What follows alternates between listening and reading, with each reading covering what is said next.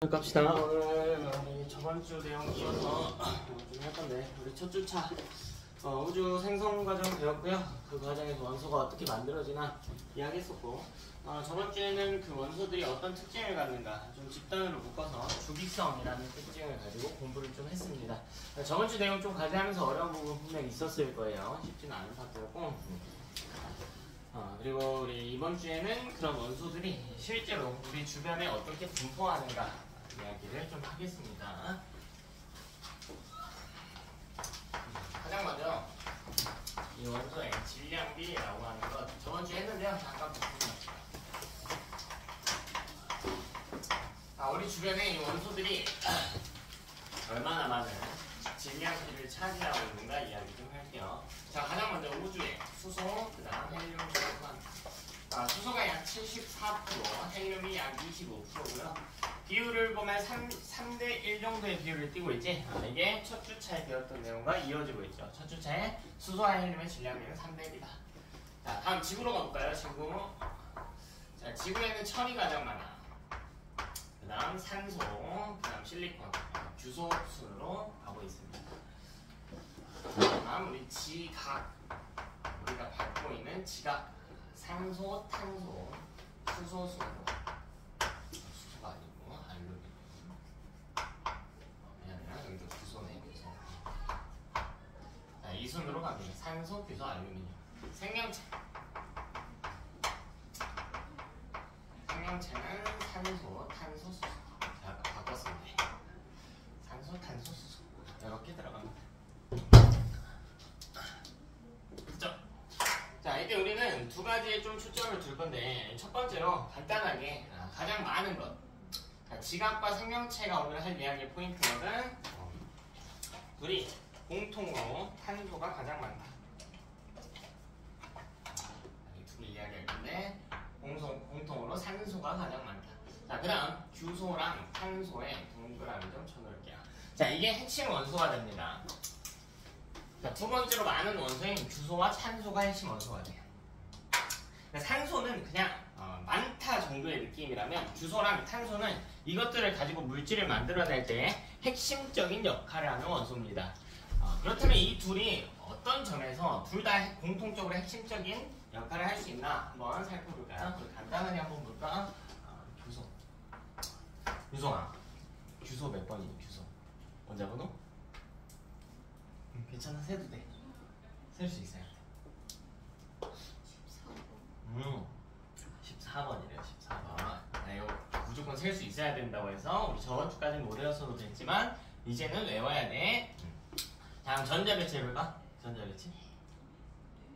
주변에 전자배치. 첫 번째 궤도에 2개, 그 다음 궤도에 8개, 4개 이렇게 들어가죠? 자, 탄소도 한번 해볼까? 탄소는 몇 번이에요? 탄소? 6번이지. 전자배치 해볼까요? 2개, 4개. 제가 이 두 원소의 동그라미 쳐놨는데 지금 공통점이 좀 보여요. 어떤 공통점이 보이나요? 이거 뭐라 그랬어요? 원자과 전자 혹은 최외곽전자라는 표현으로 썼죠? 조금 차이가 있었어. 자, 근데 둘 다 4개네요. 이걸 족으로 표현해 볼까요? 몇 쪽의 원소입니까? 14쪽의 원소다라고 하는 특징이 있습니다. 그렇다면 규소와 탄소. 자, 이 친구들은 어떤 특징이 있나? 14쪽의 원소라는 특징.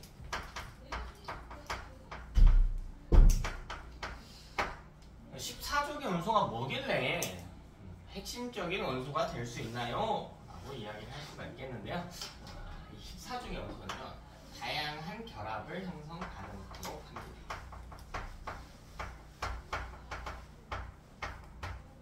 다양한 결합을 할 수 있고. 자, 그럼 다양한 물질을 만들 수 있고. 다양한 물질을 만들 수 있고. 이게 무슨 말이냐면 공유결합 관점에서 한번 볼까요? 공유결합 할 때 들어가는 원소는 뭡니까? 비금속 원소와 비금속 원소 사이지? 그치? 사실 이 규소는 준금속에 해당하는 원소거든요. 근데 결합할 때는 비금속처럼 공유결합한다고 생각하시면 돼요. 자, 그럼 우리 공유결합의 핵심령 한번 살펴봅시다. 공유결합은 서로 전자를 공유해야 되는데 이때 공유하는 전자의 개수는 몇 개만큼 공유한다고 했어요? 몇 개만큼? 몇 개만큼? 되게 중요한 내용이었어. 그렇지, 부족한 숫자만큼 공유한다라고 이야기했단 말이야. 그럼 14족은 지금 가장 바깥쪽 껍질을 꽉 채우기 위해서는 둘 다 4개씩 부족하단 말이야. 그럼 이 친구들은 결합을 4개를 해야겠지. 그럼 결합 4개 하는 방법을 한번 따져보자는 거야. 자, 어떻게 할 수가 있냐면 둘 중에 하나로 할게요. 규소로 할게. 규소 주변으로 결합선을 하나, 둘, 셋, 넷 이렇게 가져갈 수 있어. 그지? 자, 이거 선 하나 있는 거를 우리 무슨 결합이라고 불렀어요? 단일결합이라고 불렀지? 근데 꼭 단일결합만 해야 되나? 아니, 이렇게 할 수도 있어. 이중결합 2개 해도 돼. 이중결합 2개. 그 규소 주변에 결합선 4개를 채우는 방법에 대해서 이야기를 하는 거예요. 또 어떻게 할 수 있을까? 또 생각해봐. 하나짜리 4개 할 수도 있고 2개짜리 2개 할 수도 있고 단일결합 하나에 또 뭐 할 수도 있어? 3중결합 할 수도 있는 구조죠. 이렇게 할 수도 있겠지. 또 4중결합은요. 4중결합 이건 안 돼. 이건 안 돼. 이거는 너무 구조적으로 불안정해서 안 돼요. 이 이유는 여러분 나중에 화학원에서 배울 거예요. 네, 다양한 결합이 형성이 가능하다. 그러니까 이거를 비교 대상을 한번 놓고 살펴봅시다. 17쪽의 원소 볼까요? 17쪽. 플로우린 해볼까? 자, 플로우린은 결합선을 딱 하나만 가져야 된단 말이에요. 전자가 딱 하나 부족하니까. 그러니까 얘는 단일결합 하나 하는 요 방식밖에 없단 말이야. 이중결합 쓸 수 없잖아요. 3중결합도 쓸 수 없죠. 그지? 그래서 우리가 이렇게 결합의 다양성을 좀 다르게 나타낼 수가 있다. 그럼 다양한 물질을 만들고요. 우리 주변을 좀 더 다채롭게 만들 수 있다는 거지. 땅도 그렇고 생명체 구성하는 탄소도 똑같으니까 우리 몸에도 다양한 물질이 있을 수가 있고 다양한 물질이 있으면 우리 몸이 좀 더 복잡한 작용들을 할 수 있겠지. 적혈구도 있고 백혈구도 있고 또 우리 몸에 단백질도 있고요. 탄수화물도 있고 단백질 낼 종류도 많고 하니까 자, 여기서 이 이 파트 지각과 생명체 구성하는 실제 물질들만 보고 오늘 끝납니다. 양이 많지 않아. 저번 주 고생했으니까 이번 주는 조금 천천히 하면서 복습하는 시간을 가집시다. 그럼 이 지각을 구성하는 물질 확인.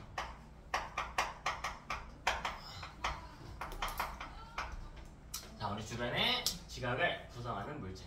자, 제가 아까 지각을 구성하는 원소는 산소, 규소, 알루미늄으로 간다고 해서 자, 얘네는 원소죠. 근데 실제 물질로 보자고요. 실제 물질. 자, 지각이 가장 많은 물질은 뭐냐면 바로 규산염 광물이라고 합니다. 자, 이게 90% 이상을 차지합니다. 90% 이상을 차지합니다.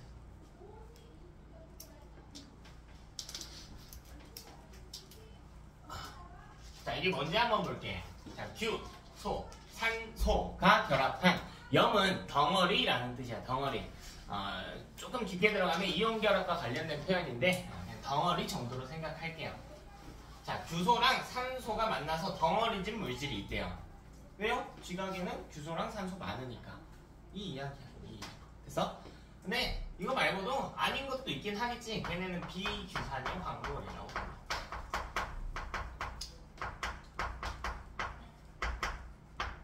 근데 이 광물들을 여러분 좀 착각하는 경우도 있는데 이게 우리가 막 광산에 가가지고 커다랗게 있어가지고 이 곡괭이로 캐거나 장비로 캐야 되는 그런 느낌만 광물이 아니고요. 우리 길 가다가 포장된 돌을 말고 작업된 돌을 말고 그냥 모래나 흙바닥 같은 것들 있죠. 거의 발에 채이는 것들이 다 광물이야. 오케이?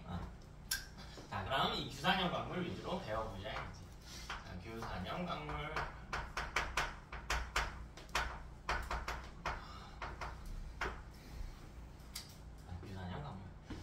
핵심은요, 전기적 중성이에요.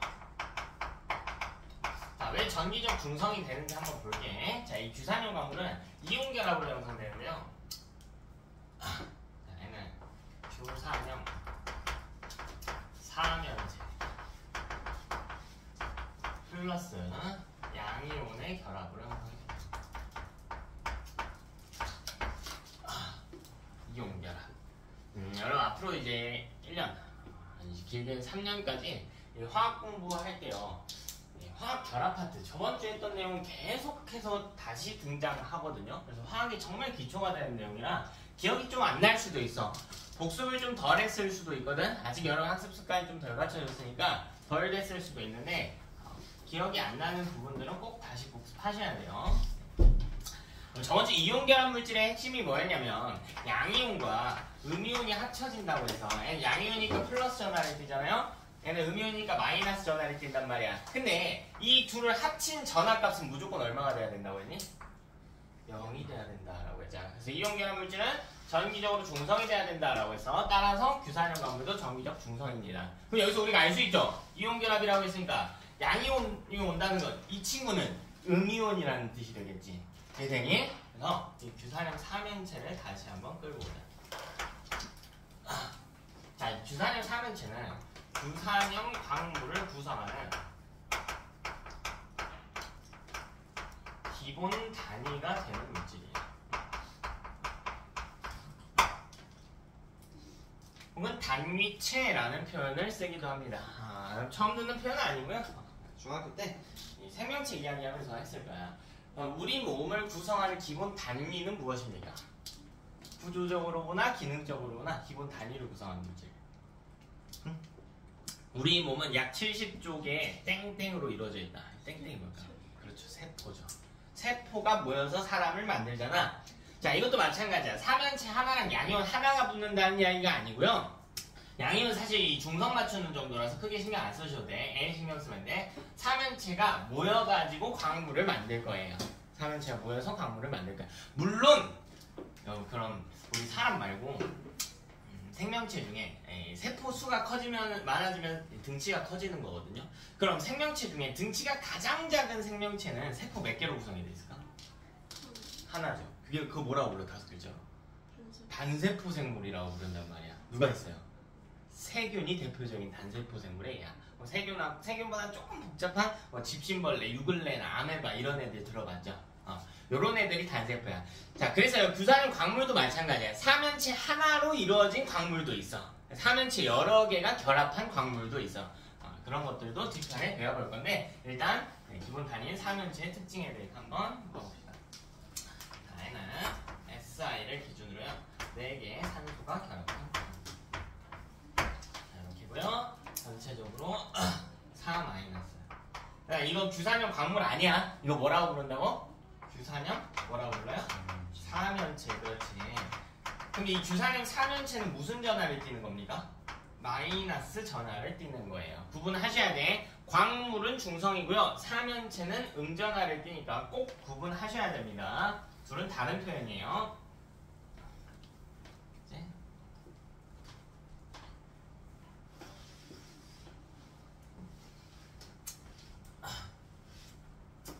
음전화 띈다. 다시 한번 적어놓을게. 그럼 봐봐 얘들아. 얘랑 N은 음이온 양이온이야. 무슨 결합하죠? 음이온 양이온 무슨 결합이야? 이온 결합하지. 규산형 삼연체랑 양이온이 이온 결합해서 광물을 만든대. 근데 삼연체를 보잖아요. 삼연체는 뭐 이렇게 생겼는지 모르겠는데 규소랑 산소랑 결합한대. 일단 이 내부에서 이 둘은 무슨 결합하니? 공유결합하지. 그러니까 공유결합으로 삼연체가 만들어지고 그 공유결합에다가 양이온이 붙어서 다시 이온결합해서 광물을 만드는 구조야. 그러니까 결합이 섞여있죠 얘는. 근데 이거 이상해. 좀 독특해요. 이게 왜 독특한 구조인지 한번 볼게. 규소는 아까 14족이라고 해서 결합선이 4개 있으면 된단 말이지. 이런 규소는 만족이에요. 껍질을 꽉 채울 수가 있어.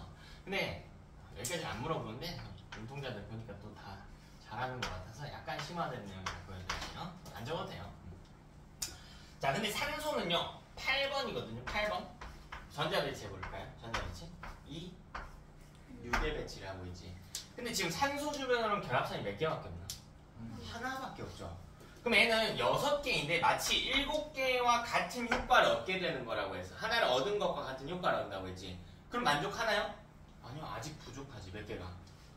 하나가. 그래서 뭐 하냐면 외부에서 남는 전자가 있다면 이걸 하나 가져오는 거야. 그냥 전자 하나를 실제로 얻었죠. 그러면 이번엔 1-의 전하를 띄게 되는 거란 말이야. 전자 하나를 얻었으니까. 근데 그런 산소가 몇 개 있냐면 총 4개 있어요. 그래서 4-의 전하르디는 좀 독특한 구조입니다. 공유결합을 했는데 전하르디는 좀 독특한 구조예요. 이런 게 있구나 정도로 가져갈까요? 다음 화학식으로 어떻게 쓰냐면 SiO4 4- 이렇게 씁니다. 유산염 4면체 화학식이다. 여러분 이거 보면 좀 이상해야 돼요. 근데 4면체라면서요. 4면체. 이건 평면인데요. 그죠? 이건 평면인데. 3면체는 당연히 입체 구조야지. 면이 4개여야죠. 삼각뿔과 같은 구조여야 된단 말이야. 실제로 어떻게 생겼는가 한번 살펴보면 저는 규소를 기준으로 산소, 산소, 산소, 산소. 자, 이렇게 결합해 있는 거죠. 이렇게. 그래서 이 삼각뿔 모양의 피라미드가 있다고 생각하면 피라미드 내부에 정중앙에 규소가 공중부양하고 있는 상태고요. 그 피라미드 꼭지점에 산소가 박혀있다 이렇게 생각하시면 돼요. 그래서 실제로 삼각뿔 구조를 하고 있습니다. 규소는 꼭지점에 있는 게 아니야. 내부에 중앙에 딱 떠있는 구조입니다. 입체적으로는 저렇게 됩니다. 근데 우리가 매번 이렇게 그리면 너무 힘들잖아요. 그래서 제가 그냥 세모 이렇게 그려놓을게요. 괜찮죠? 매번 이렇게 그리기 너무 힘들 테니까 계속 그릴 거거든요. 자, 그럼 실제로 우리 이 규산염 4면체 규산염 성분의 구조에 대해서 이야기를 해보겠습니다. 이건 좀 크게 표처럼 만들어서 한 번에 싹 정리할게요. 크게.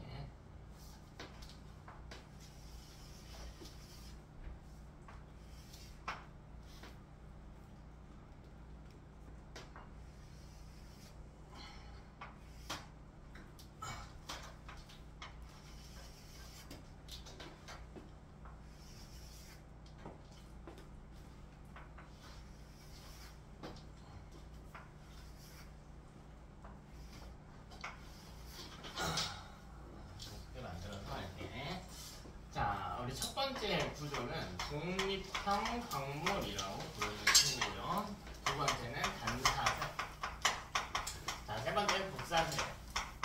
복사슬은 좀 칸이 넓게 필요해요. 자, 네 번째는 탄상이고요. 더 넓게 필요하고요. 다섯 번째는 망상입니다. 이제 내부에 그림 들어갈 거예요. 못 그리겠으면 이따 그려도 돼. 자, 가장 먼저 얘네 구조 차이를 한번 살펴볼게요. 구조 차이. 구조 차이를 한번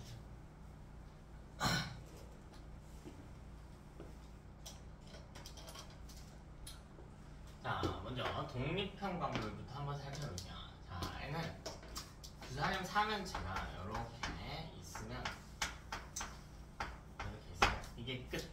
이게 끝이야. 이게 끝이야. 규산염 4면체 하나로 이루어진 광물입니다. 가장 간단한 구조의 광물이에요. 가장 간단한 구조. 자, 이걸 그림으로 그려보면 이렇게 4면체 하나 제가 세모로 그린다고 했죠? 이건 세모 하나에 있는 거예요. 세모 하나에 있는 거.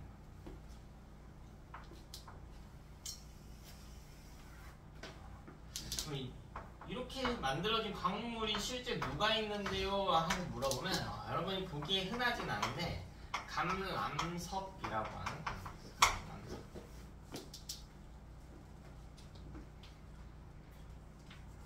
감람섭이라고 하는 거.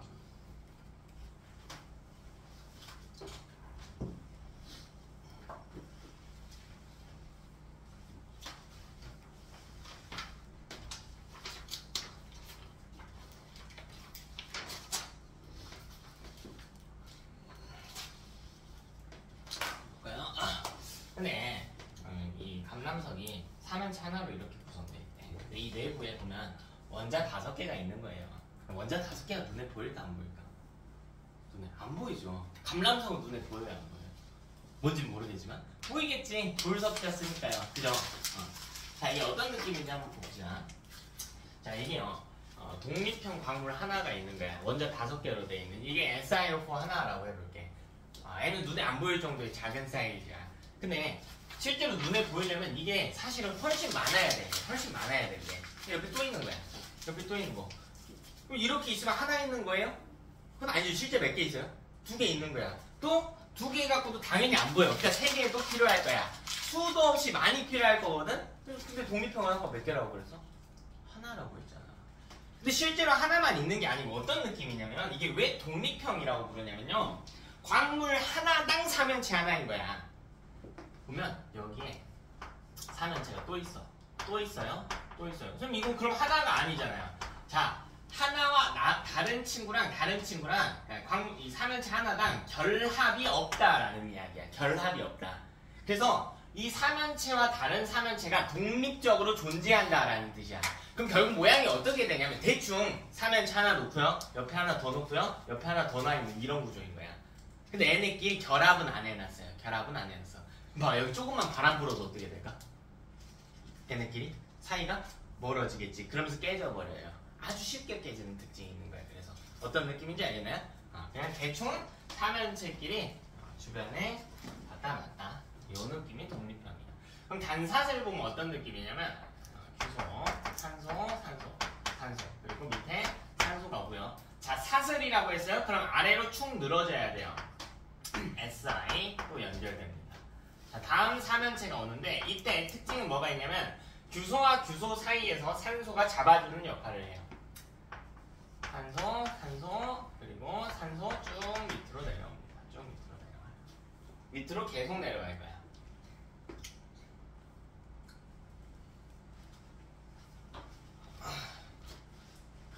자, 그럼 얘는 어떻게 그려져야 되냐?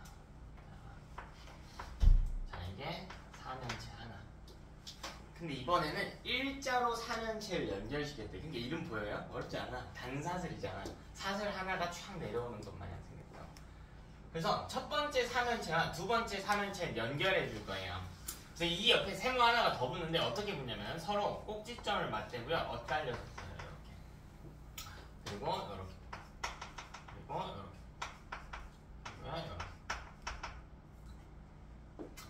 이게 단사슬 구조입니다. 단사슬 구조. 우리 쭉 가는 거야. 그럼 복사슬은요, 복사슬. 사슬 2개가 내려옵니다. 그러니까 단사슬 하나 그립시다. 규소, 산소,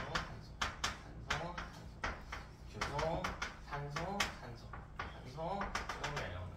자, 그리고 오른쪽으로 한 번 더 가. 오른쪽으로 한 번. 여기도 산소랑 규소 다시 연결시켜주고요. SI. 그리는 거 어렵지 않아요, 여러분. SI와 O가 반복적으로 결합하는 패턴입니다. 이걸 쭉 반복하면 마치 사슬이 2개가 내려오는 것처럼 보입니다.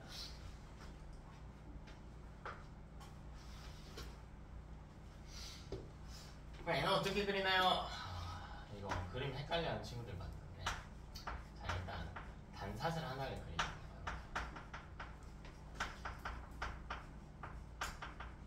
그림을 실제로 직접 그려라 라는 건 잘 안 해.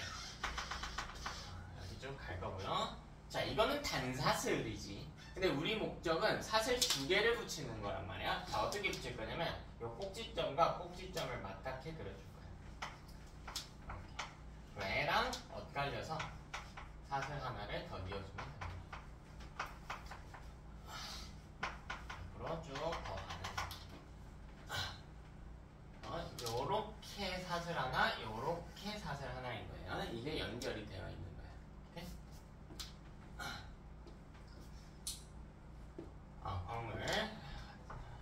광물 이따 한번 하자. 구조부터 봅시다.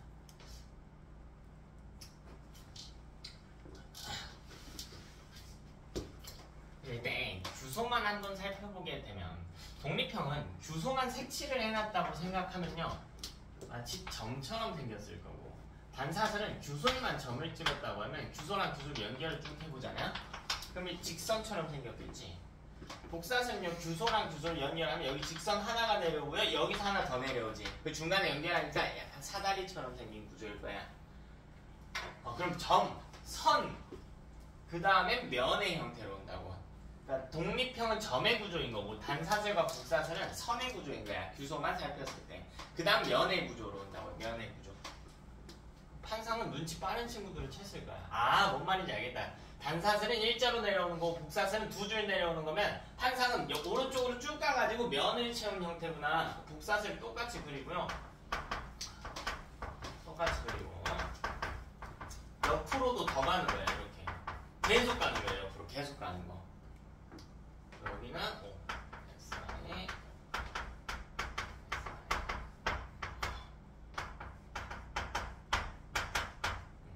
계속 가는 거야. 계속 가는 거야. 계속. 그래서 면을 꽉 채운 형태다. 이렇게 생각을 하시면 됩니다.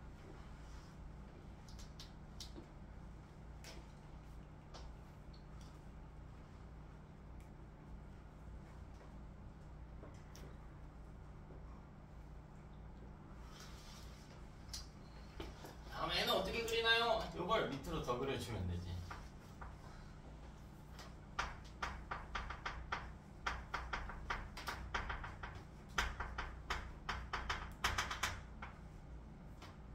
한번 반복해주면 돼.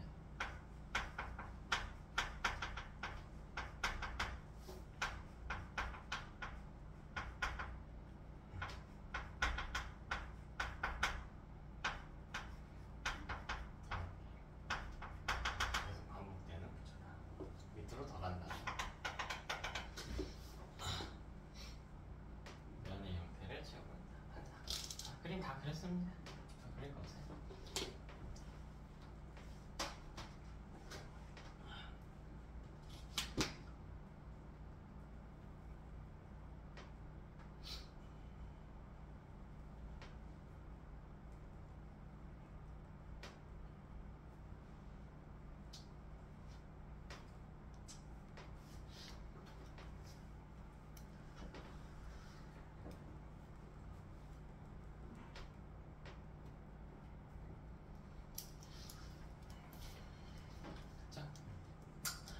이제 눈치 빠른 친구들도 좀 챘을지도 모르겠는데, 자, 지금 우리 어디까지 가고 있냐면 점, 선, 면까지 왔어.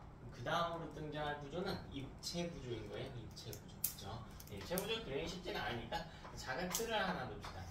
꼭 정육면체일 필요는 없구나. 입체적인 틀 하나를 설치합시다. 자, 그리고 이 안에 세모 마음대로 박아주시죠. 얘네끼리요 내부에서 얼기설기 살펴가지고 입체적인 모델을 형성하고 있다.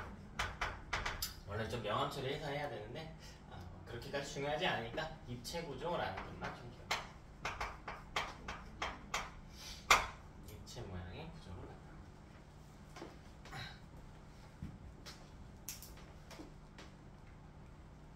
갖다. 이걸 문제에서 실제 그리 나오고 출제되지는 않거든요. 그런 적은 딱 한 번밖에 없었으니까. 그리고 그리는 것에 저기 하실 필요는 없고 그림 보고 여러분이 판단할 수 있으면 됩니다. 아, 이건 복사슬의 그림이구나. 단사슬의 그림이구나. 자, 건물 마저 마무리할게요. 자, 감람석, 휘석, 각성석, 흑은모. 흑은모는 들어왔을 것 같은데 흑은모. 자, 그 다음 석영과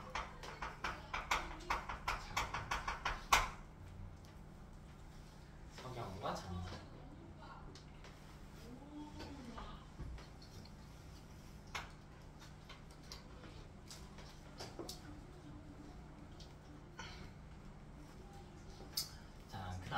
이 광물에 각각 힘을 주면 어떻게 될까 하고 이야기를 해보자. 힘을 주면 어떻게 될까? 우리 아까 독립형 보면 작은 사면체를 그냥 붙이지도 않죠. 그냥 옆에다가 이렇게 막 놓은 구조라고 했어요. 그냥 막 이렇게 쌓아놓은 거예요. 이게 수백 수천 개 쌓여있는 거야. 내가 거기 가가지고요 이렇게 모여있는 이 덩어리를 발로 팡 차볼까요?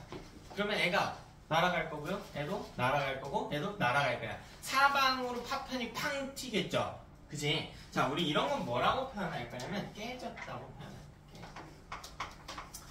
그건 깨졌다라고 표현할 거야.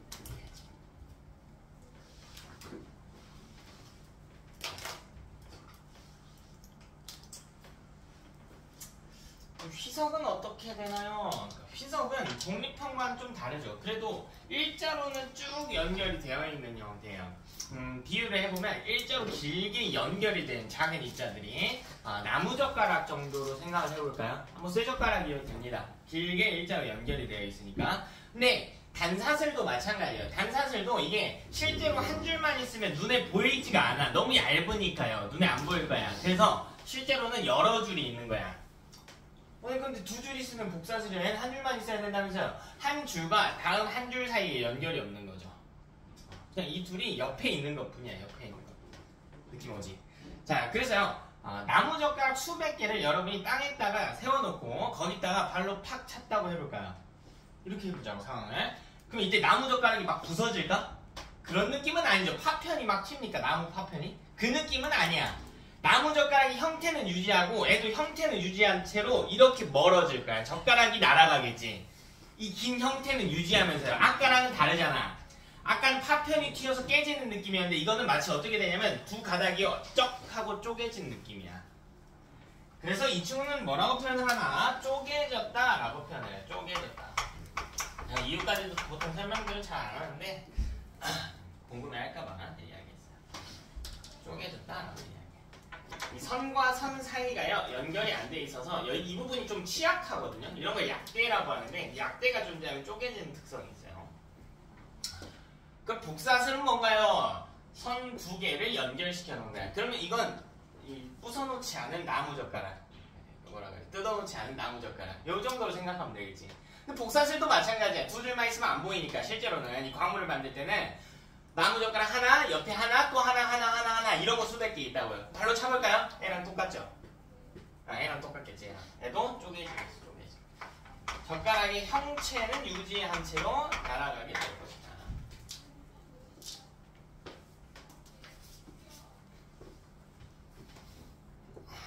그죠? 그럼 판상구조는 어떤가 하고 살펴볼까요? 판상구조. 판상구조는 면해구조라고 해서 그러니까 한 층을 뒤덮고 있는 거야. 한 층을. 그래서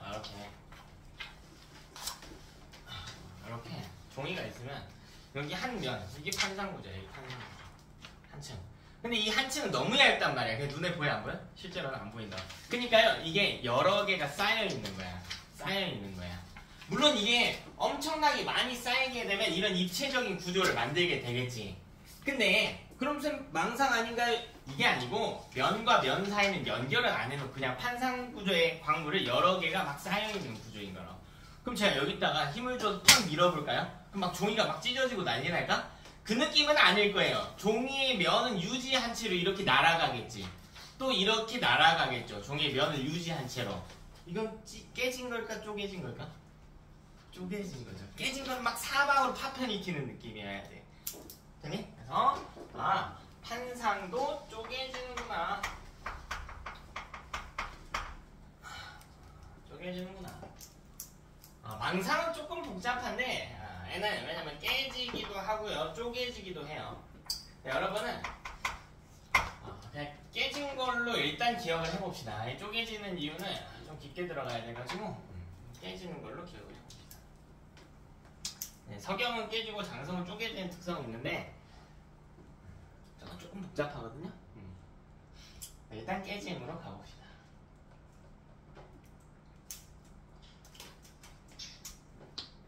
망상은 애초에 입체 모양으로 나온 거야. 입체 모양으로 애초에. 너무 깨기 어려우면 안 되니까 이렇게 봅시다. 자, 이 커다란 입체 모양의 유리구슬이 있다라고요. 이렇게 유리구슬.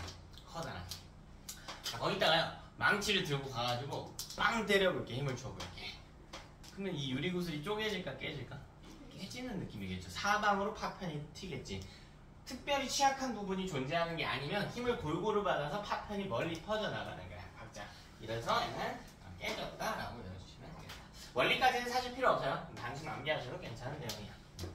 망상은 하나만 있어도 눈에 보여요. 망상 하나만 있어도 눈에 보이냐고? 아니면 저것도 옆에 여러 개가 있는. 보통 얘는 하나의 입체 구조로 보여요. 눈에. 하나의 입체 구조로 보여요.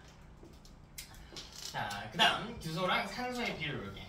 유형이 뭔 말한 거냐면 망상독구는 여기에 여러 개가 막 설켜 있는 건가요? 이렇게 물어본 건데 그런 느낌은 아니고요. 망상 지들끼리 다닥다닥다닥 계속 붙어 있어서 큰 덩어리 만드는 느낌이에요.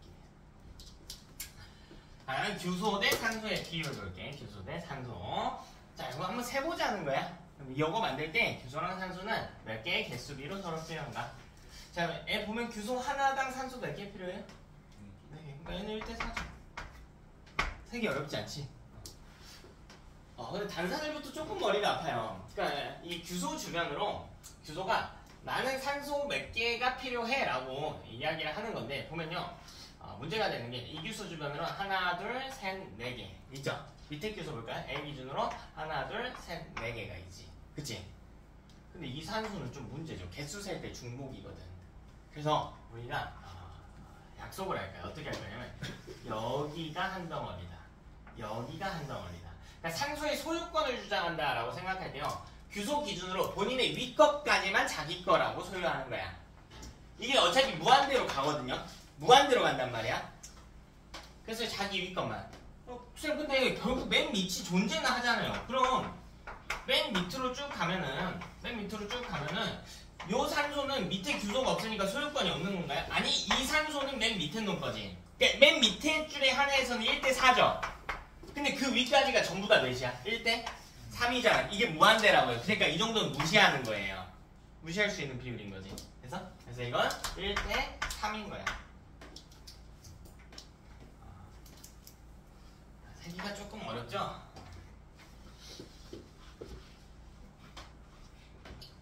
자, 그 다음 복사셀을 볼게요. 복사셀. 여기서부터는 그냥 결과값만 써드릴게요. 4대 11입니다. 4대 11.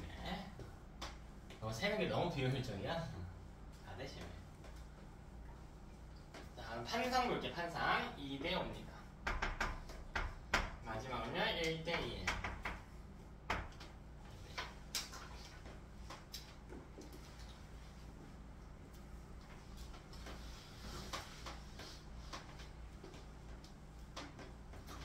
이렇게 해서 완성하는 지각 구성물질 다 했습니다. 할 거야. 내용 조금만 더 보충할게. 자, 일단 이 구조별로 특징을 조금 더 살펴볼게요. 자, 우리 여기에 시험에 꽤 많이 나오거든. 뭘 기억하냐면 구조가 복잡해질수록 나타나는 특징이야. 복잡해질수록. 저 표 같이 화살표를 해서 표시하셔도 되는데.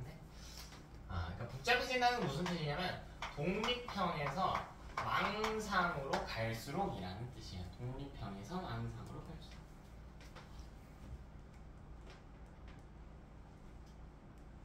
자, 첫 번째로요. 통화의 잘개.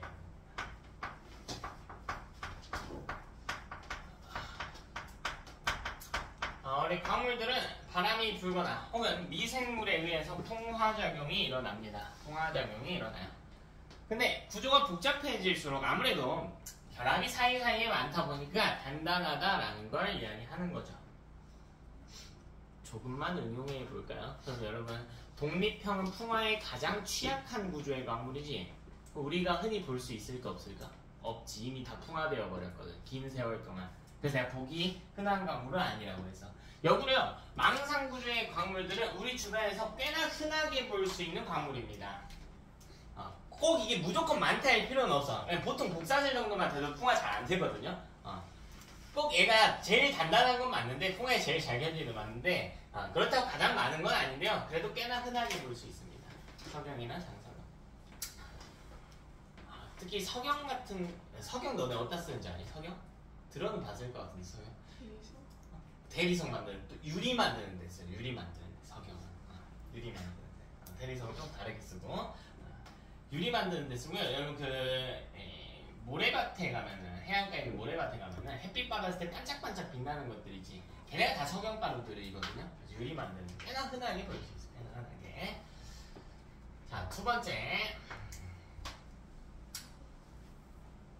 우리 방금 이야기한 이 비율. 규소 대 산소의 비율에서 산소의 비율이 감소하는 특징이 있어요. 보통 문제에서는 분수값으로 질 때 5분의 SI 뭐 이런 식으로 그러니까 이게 커진다.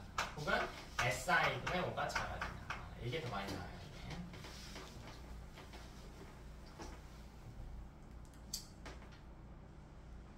같은 의미야. 분수 외우기 너무 어려워 이게 아니고 산소 비율이 주니까 이 분수값을 대입만 해주면 되겠죠. 자, 이게 왜 그런지 하고 살펴볼 때 구조가 복잡해지면 복잡해질수록 무슨 일이 생기냐면 산소 하나가요. 이 중간에 낀 산소가 두 개의 규소를 부양할 수 있게 돼요. 그러니까 이 산소를 나누어 쓰는 개념인 거야. 나누어 쓰는 개념. 여기도 마찬가지. 이 산소와 이 산소를 나누어 쓰는 개념이 되는 거라고. 그죠? 그래서 절대적으로 필요한 산소의 숫자가 감소한다. 자, 세 번째. 여기서 많이 틀려. 규소 한 개당 공유하는 산소의 수. 이 과학 공부할 때 아주 위험한 이 습관이 있어. 뭐냐면 정확하게 읽지 않는 것이야. 그러니까 좀 이 문장을 좀 러프하게 읽는 거예요. 그러니까 꼼꼼히 읽지 않는 거예요. 꼼꼼히 읽지 않는 거. 저도요 대화할 때 사람 말꼬리 잡고 이런 걸 별로 안 좋아해요. 네, 한번 옛날 여자친구랑 한번 말다툼을 한 적이 있었는데 그때도 그랬는데요.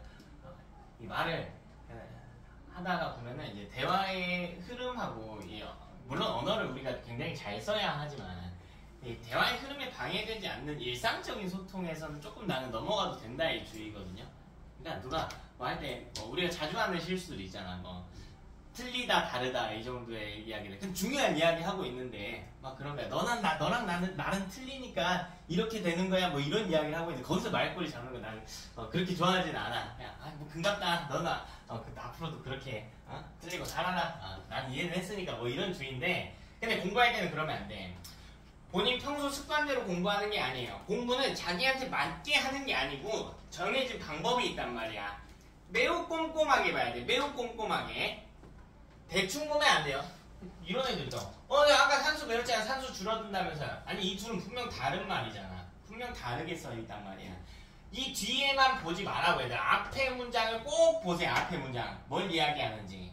자, 이거 다시 한번 읽어볼게. 규소 한 개당 공유하는 산소의 수야. 공유하는 산소의 수. 자, 공유 결합이 아니고요. 나눠 쓴다 라는 표현이야. 다른 규소랑 나눠 쓰는 산소의 숫자를 세보자. 독립형 볼게.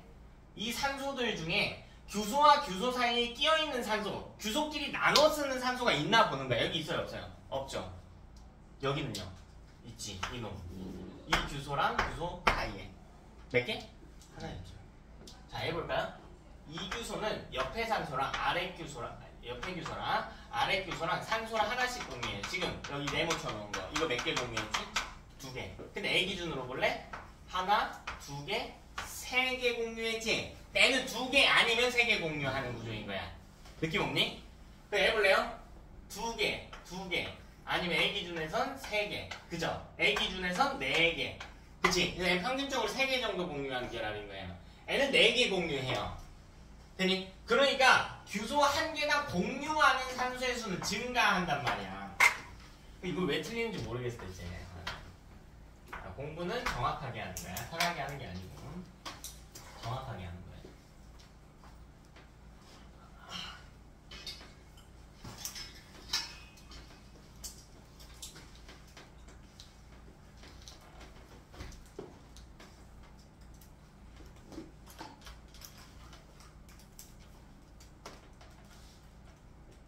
그지? 용어 꼭 꼼꼼히 보자. 자, 뭐 이 정도 특징이 있고 사실 뭐 더 있는데 네 번째 녹는 점이 줄어든다거나 몇 가지 더 있는데요. 일단은 한 3번 정도까지만 여러분 좀 심혈 기울여서 암기하시면 되겠습니다. 이러면 벌써 지각을 끝났다. 지각. 간단하게 전체적으로 복습 한번 쭉 하고요. 다음 생명체로 넘어가도록 하겠습니다. 우리 지각 구성하는 원소의 질량비를 따졌을 때 산소, 탄소, 수소, 지각이었지? 미안해, 생명체 아니고 산소, 규소, 알루미늄 순으로 진행이 됐었고요. 따라서 지각을 구성하는 물질 중에 가장 많은 건 규산염 광물이었고, 규산염 광물은 중성이고, 규산염 광물을 만들 때 필요한 단위체 이름은 뭐라고요? 규산염 사면체였고요. 얘는 음전하이딘 SiO4 4-의 화학식을 가지고 있었다. 자, 이 사면체가 어떻게 결합하냐에 따라서 광물의 구조가 달라졌고, 가장 간단하게 독립형 단사슬, 복사슬, 판상, 망상의 구조로 진행됐고, 우리 광물들 보면요, 앞 글자만 따서 보면 감, 남석, 휘, 석 순서대로 각, 섬석, 판상은 흑은모, 망상은 2개, 석영과 장석이 존재했고, 각각 힘을 줬을 때 맨 끝은 깨지는 구조였고, 여기 쪼개짐 있지만 너무 신경 쓰지 말라고 해서 중간에 있는 친구들은 쪼개지는 구조를 띠고 있었다. 그리고 구조가 복잡해질수록 풍화에 잘 견뎠고요. 규소랑 산소의 비율을 셌을 때 산소의 비율은 감소했으나 규소 한 개당 공유하는 산소의 숫자는 증가했다. 그치? 이렇게 여러분이 스스로 써머리하는 습관도 좀 가졌으면 좋겠어요. 자, 그 다음 생명체로 갑시다. 생명체. 얘가 조금 더 복잡한데 너무 쫄지는 마시고.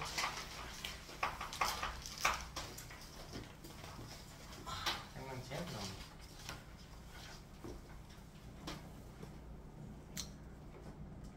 얘는 또 우리랑 또 아주 근접한 이야기니까, 우리가 생명체니까, 우리 몸 안에 있는 것들이니까 여러분이 내용도 내용인데 좀 상식적으로라도 알고 있으면 좋겠어. 자, 몸에 가장 많은 물질은요, 물이 가장 많습니다.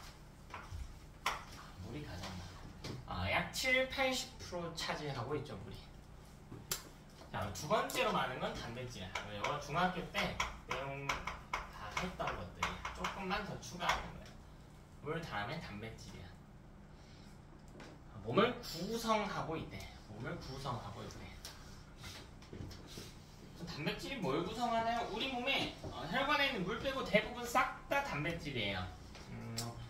대표적으로 여러분이 알고 있는 거를 보면 뭐 근육이죠. 근육 당연히 단백질이고요. 근데 근육뿐만 아니고 우리 피부 맨 끝에 있는 가장 바깥쪽에 이제 표피라고 하는데, 표피에 있는 이 지질층을 제외하고는 너네한테 좀 더 익숙한 건 지방층. 지방층을 제외하고 몸 안에 있는 장기들 이런 것들 다 단백질이야.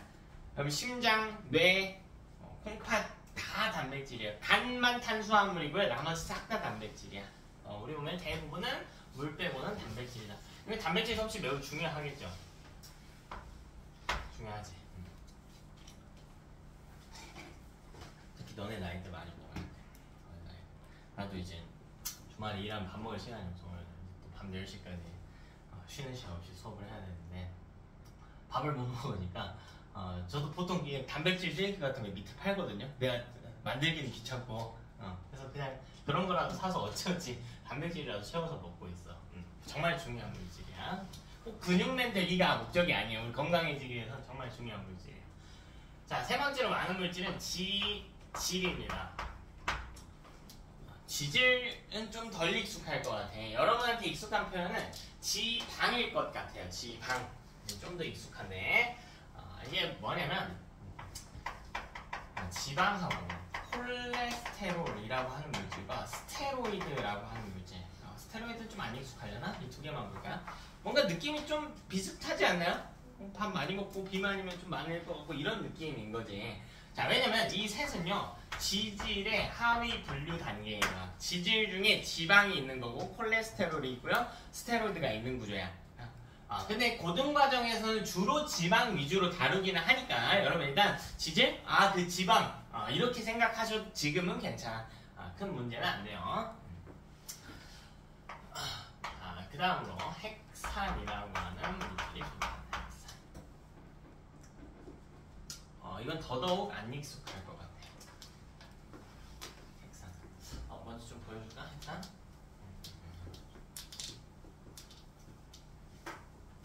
핵이 영어로 뭐야? 핵. 코어 또 중심부를 뜻하는 코어로 쓰기도 하고요. 또 원자 기준으로 핵을 쓸 때는 뭐라고 쓰죠? 뉴클리어라는 표현을 더 많이 써요. 그래. 원자핵. 코어는 이제 중심부를 뜻하는 코어도 있지만 뉴클리어라는 표현을 많이 쓰지.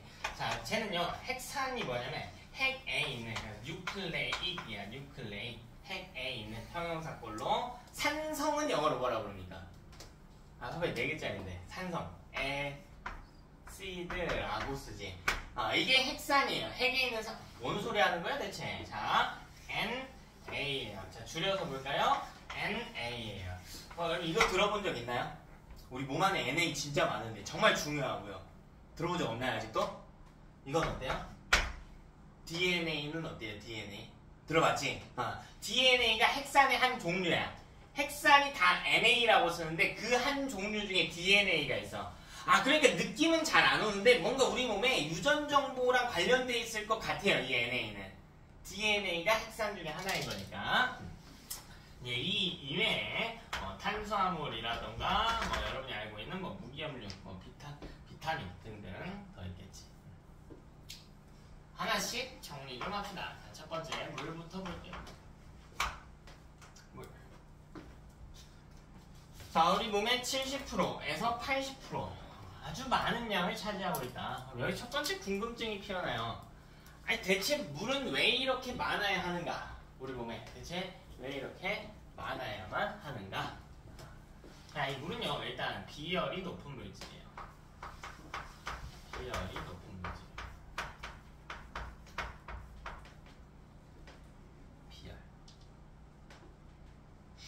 비열. 너네가 몇 년생이지? 그렇지. 너네 기준 중학교 2학년 8단원에서 배우겠네. 열과 우리생활 해가지고 비열이라는 표현 배웠을 겁니다. 비열의 정의는 물질 1g을 1도씨의 온도를 높이는 데 필요한 열량이라는 뜻을 가져.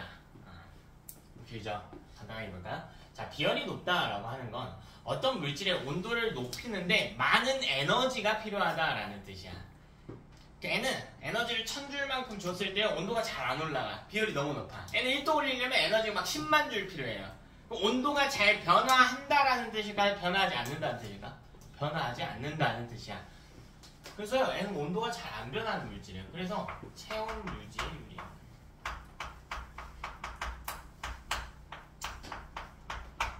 체온 유지. 여러분 프라이팬 위에다가 놓고요. 프라이팬 위에다가 한쪽에는 물을 넣고 물을 좀 따라보고 한쪽에는 기름을 좀 넣고 가열을 해보자는 거야. 100도씨에 도달하는데 걸리는 속도는요 기름이 압도적으로 빠릅니다.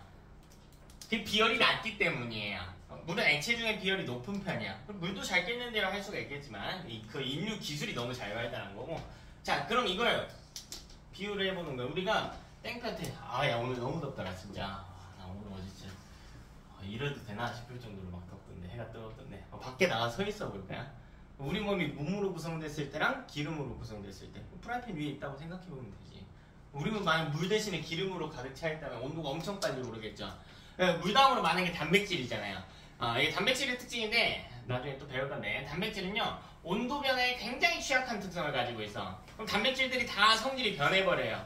다 녹아내려 변성됐다라고 표현해요. 그럼 우리가 죽게 되거든요. 그래서 꼭 비열이 높은 물질이 필요합니다. 물. 자, 두 번째 물질 운반에 관여한다. 특히 수용성 물질을 운반하는데 관여하겠죠. 수용성 물에 녹는 물질을 운반하겠지. 물에 안 녹는 물질은 운반 못하고요. 이런 걸 수용성 물질의 운반이라고 그래. 자, 분자식도 써줄까요? H2. 자, 두 번째 단백질.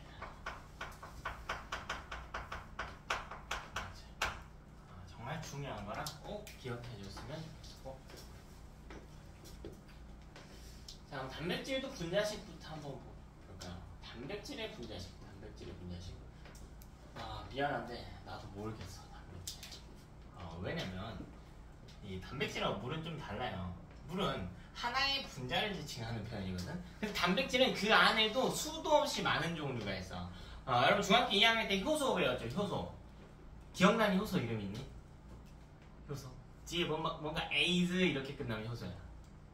아밀레이즈 이렇게 끝나고 라이페이즈 들어봤던 기억이죠. 소화효소. 얘네 다 단백질이거든요. 그럼 적혈구 단백질이에요. 백혈구 단백질입니다.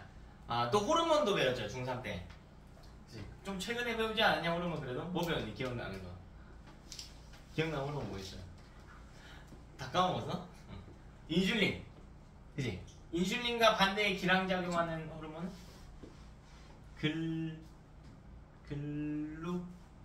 글루카곤. 그지? 또 뭐 생장 호르몬, 티록신 같은 것들 배우지?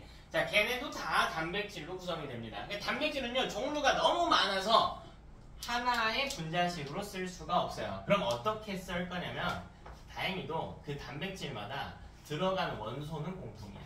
C, H, O, N입니다. 자, 그리고 S는 있을 때도 있고 없을 때도 있어요.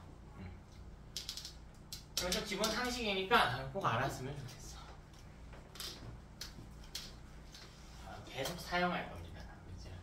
여러분이 저는 어떻게 했냐면 단백질은 좀 촌스러워 라고 해가지고 이랬거든. CHONS. 구성 원소는 꼭 필히 암기하자. 단백질의 첫 번째 특징 볼게요. 단백질은 몸의 대부분을 구성합니다.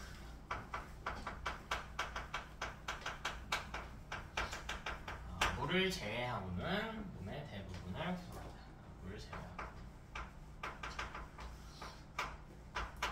물을 제외하고는 몸의 대부분을 구성합니다. 자, 두 번째. 이 단백질은 세 가지 물질의 주 원료가 됩니다. 효소, 호르몬. 방금 이야기했지? 두 개. 자, 그럼 하나만 더. 항체. 자, 이 물질들은 단백질로 구성이 됩니다. 일부 예외가 있는데 일단 예외보다는 큰 틀에서 세 개 외우자. 효소, 호르몬, 항체를 구성합니다. 얘네가 뭔데요? 자, 효소는 우리 몸에서 다양한 작용을 해요.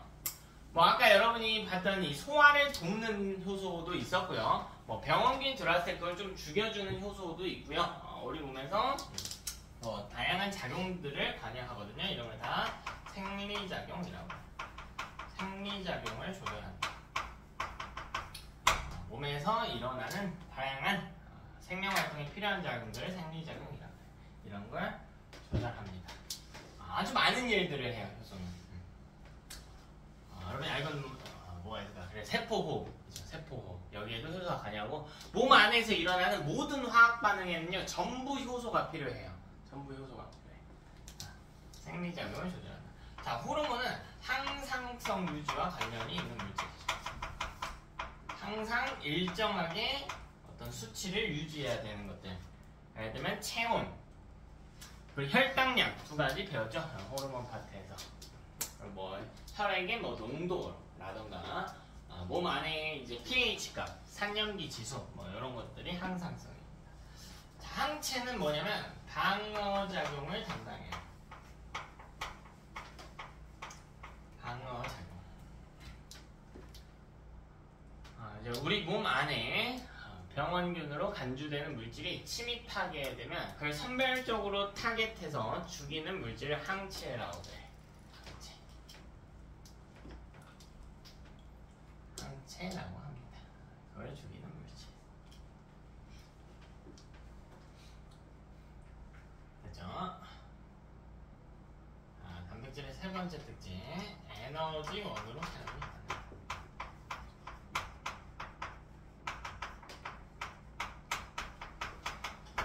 자, 이런 걸 주영양소라고 부르죠. 우리 몸에서 에너지원으로 사용 가능한 물질. 탄수화물, 단백질, 지질, 탄단지. 네 가지 물질. 주영양소로 분류된다. 세 번째, 지질 볼게요. 지질. 자, 지질 CH입니다. CH. 지질도 마찬가지. 종류가 많기 때문에 분자식 쓸 수 없고요. 구성하는 원소 정도만 쓸 수 있다. CHO. 자, 그럼 이 지질의 역할은 뭔가요? 몸을 일부 구성합니다. 일부 구성해요.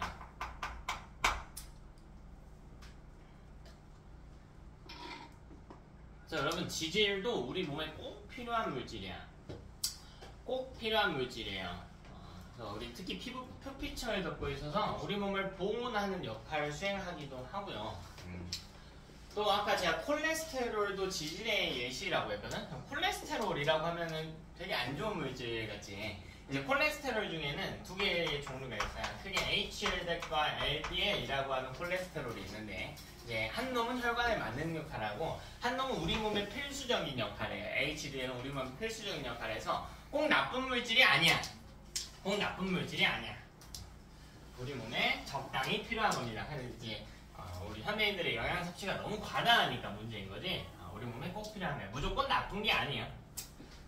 자, 또 성호르몬을 구성합니다. 성호르몬을 구성합니다. 아까 호르몬은 단백질이라면서요. 성호르몬은 지질이에요. 특히 이런 성호르몬을 구성하는 지질을 스테로이드라고 그래요. 스테로이드.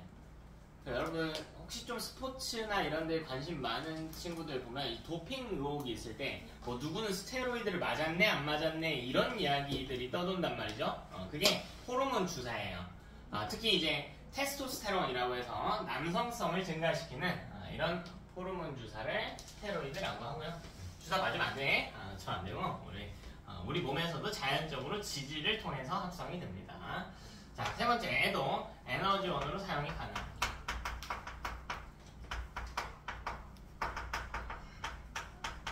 에너지원으로 사용이 가능하다. 자, 네 번째 핵산. 핵산은 CHONP예요. 단백질과 비교하면서 외우면 할만할까요? 단백질은 촌스, 핵산은 촌트. 촌스와 촌트 같다. 촌스와 촌트. 자, 다섯 번째 탄수화물. 탄수화물도요, CHO 세 가지 원소로만 구성이 됩니다.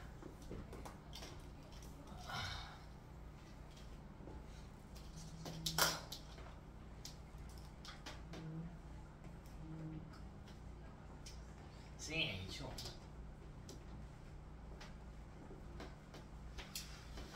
탄수화물의 종류 중에 지질도 여러 개가 있었던 것처럼 탄수화물 중에서도요. 당이라고 표현합니다. 이게 탄수화물이야. 한 종류야. 그리고 뭐 식이섬유 이런 것도 들어본 적 있지.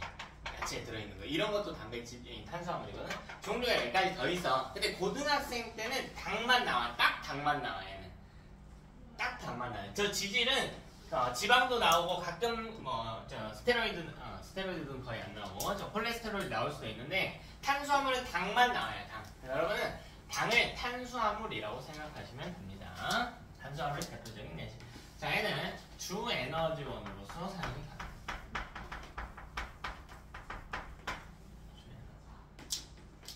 요거 지질 하나만 더 적고 갈게.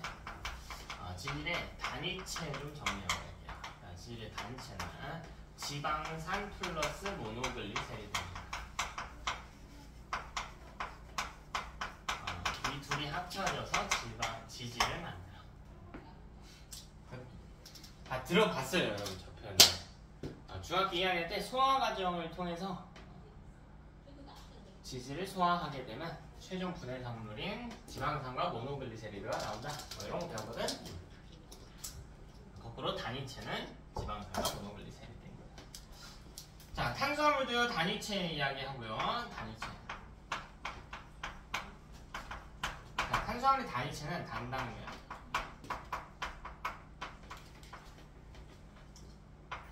단당류야. 이게 무슨 말인지 한번 볼게.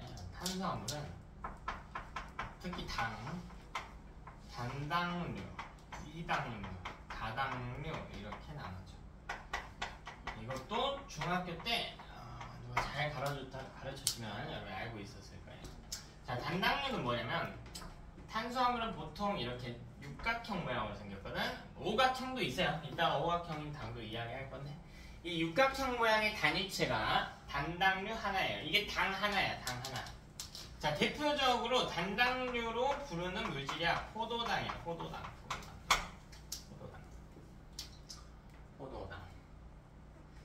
자, 이 당류는 뭐냐면 저런 당이 두 개가 연결되어 있는 구조입니다.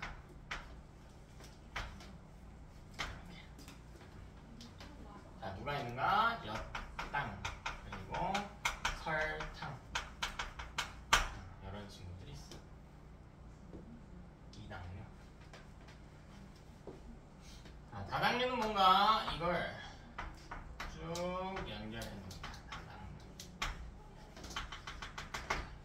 네?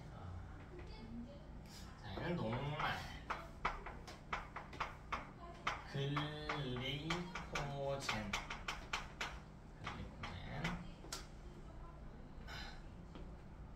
랑 셀룰로스 이런 친구들이 있어.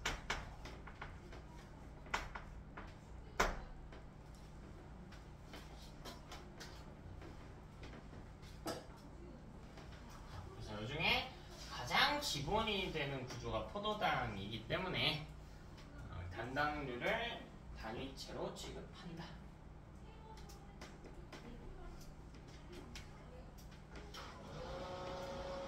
네? 자, 이렇게 되면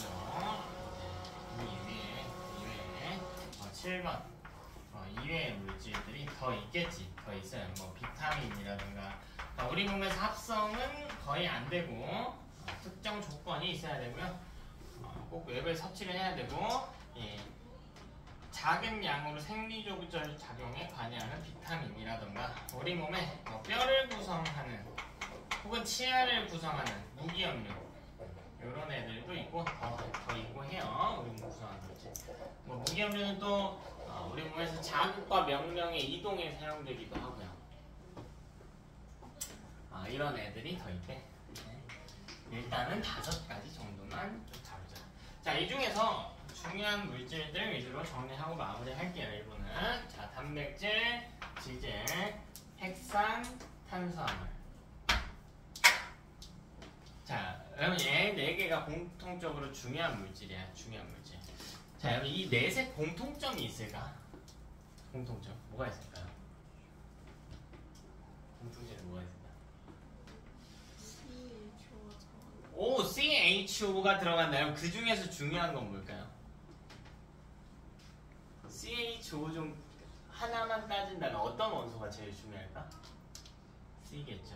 앞에 배운 내용과 연관을 짓는 거야. 그래서 앞에 배운 거랑 연관을 지어서 계속 링크를 끌어가는 거야. 대체 얘네가 왜 중요한가? 이런 걸 메타인지라고 해야 되나? 메타인지가 어려운 게 아니야. 학습 지능이고요. 충분히 여러분이 갖춰갈 수 있어. 태생적으로 다른 것도 있는데 고등학교 과정 것 정도 공부하는데 유전적으로 아예 안 된다? 그거는 좀 이상한 것 같아. 내 생각에는. 그건 말이 안 되는 것 같고 메타인지가 유전적인 한계 때문에 도달 못한다? 그건 말이 안 되고요. 충분히 학습 가능합니다. 대체 왜 내가 이 넷을 체크했으며 이 중에서 중요한 내용은 무엇인가? 배웠던 거랑 연관지어서 생각하는 거야. 계속 끌고 가는 거예요. 공부는. 단편적으로 하는 게 아니야. 자, 우리 저런 물질들을 뭐라고 표현할 거냐면요. 유기물이라고 표현할 거야. 자, 유기물은 생명체를 구성하는 물질 중에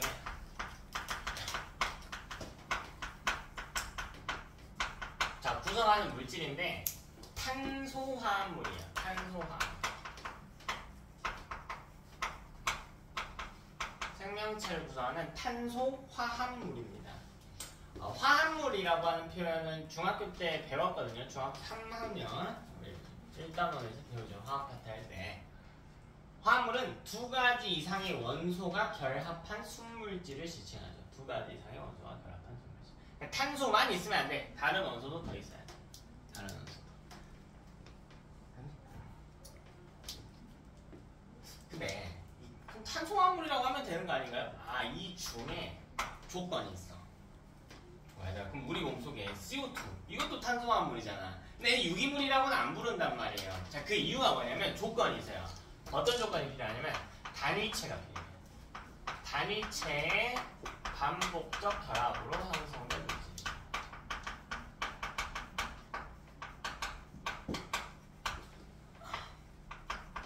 여러분이 앞으로 공부하다 보면 유기물, 유기체 이런 표현들을 볼 텐데요.